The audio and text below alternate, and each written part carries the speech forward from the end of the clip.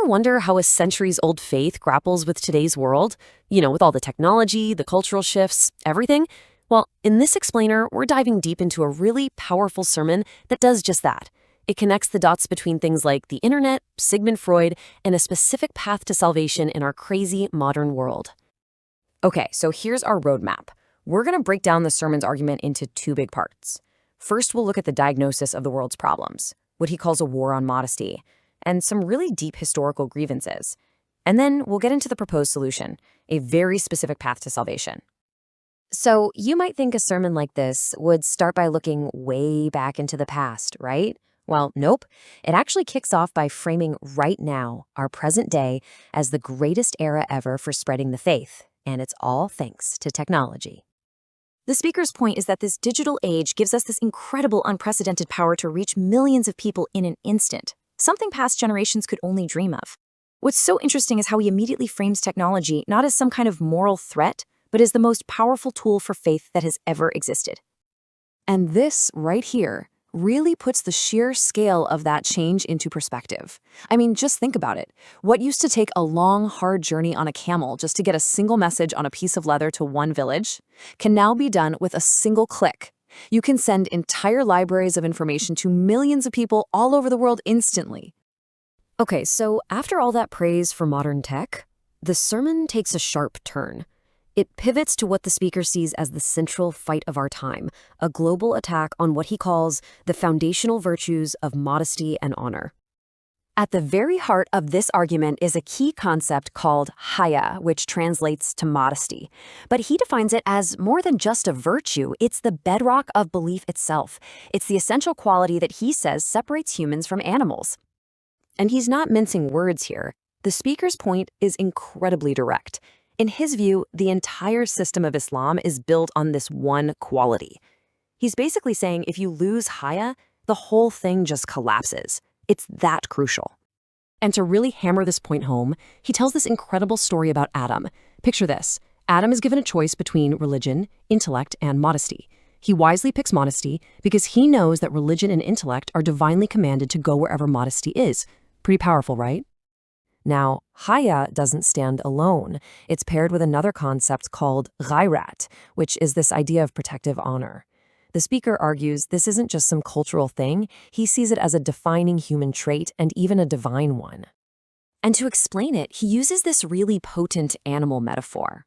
He contrasts the rooster, who fiercely protects his hens and therefore has ghairat, with what he calls the shameless pig. His argument is that Western societies have abandoned this protective honor and have basically adopted the traits of the pig. So if there's this big war on modesty, you gotta ask, who's the enemy? Well, the sermon then pivots to identify exactly who the speaker believes is responsible for what he calls the intentional, worldwide destruction of modesty and honor. And this is where a sweeping conspiracy theory is presented.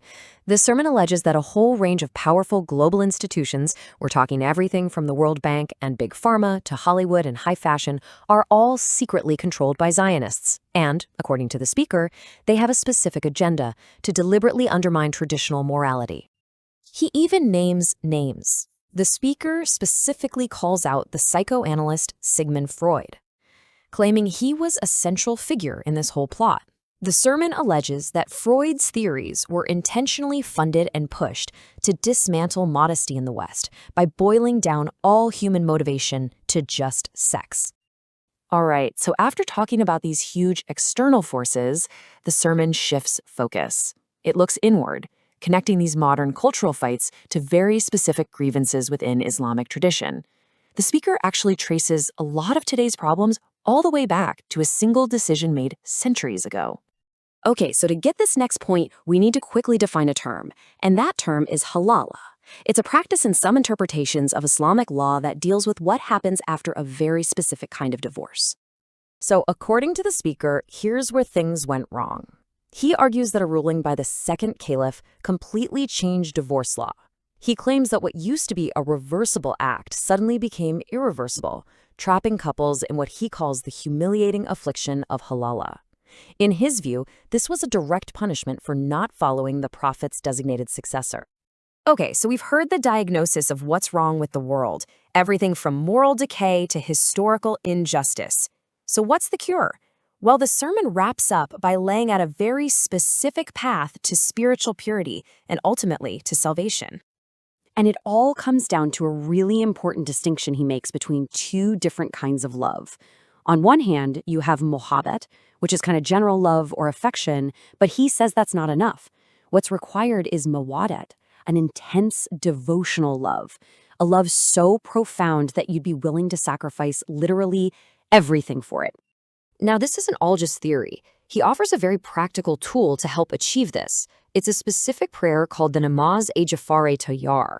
It involves reciting praises over 300 times, and he claims it can do amazing things: purify the body's veins, cure illnesses, and solve any problem you have, even poverty.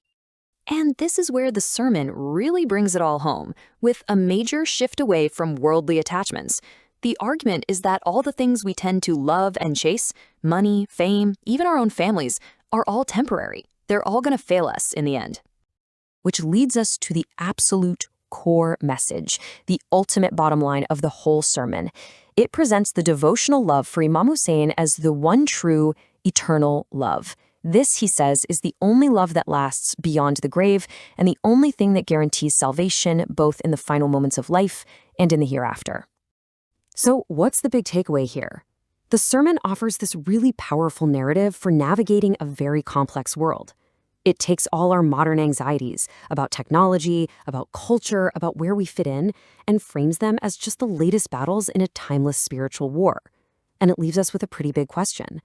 In an age of endless information and uncertainty, just how powerful is a story that claims to have all the answers?